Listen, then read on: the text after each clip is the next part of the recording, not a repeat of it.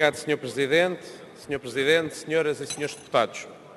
A liberdade de informação e de expressão insere-se no quadro dos direitos fundamentais irrenunciáveis dos Estados de Direito Democrático, operando como garante da plenitude do funcionamento democrático.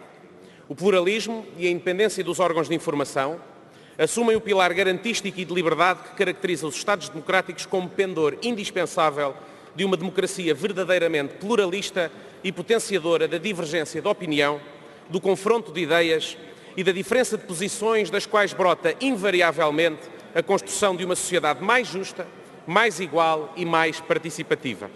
Numa altura em que tanto se apela à participação cívica, no escrutínio à atividade política, à transparência nas ações e nas decisões e à indiscutível e obrigatória prestação de contas, as manifestações de pressão, de controlo evidenciadoras de uma neocensura não se tornam compagináveis com o mandato democrático que nos envolve e nos responsabiliza enquanto cidadãos livres e herdeiros do legado daqueles que lutaram pelas liberdades em toda a sua dimensão.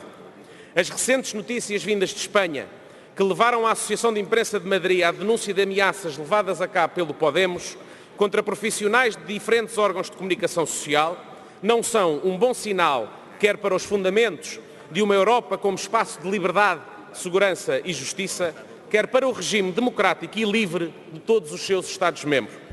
Os parlamentos livres e democráticos têm a obrigação de se manifestar e condenar contra políticas e ações que não se coadunam com o respeito pelos princípios democráticos, pelos mais basilares direitos, liberdades e garantias e, naturalmente, pela indignidade e violação de direitos humanos, seja em que dimensão for.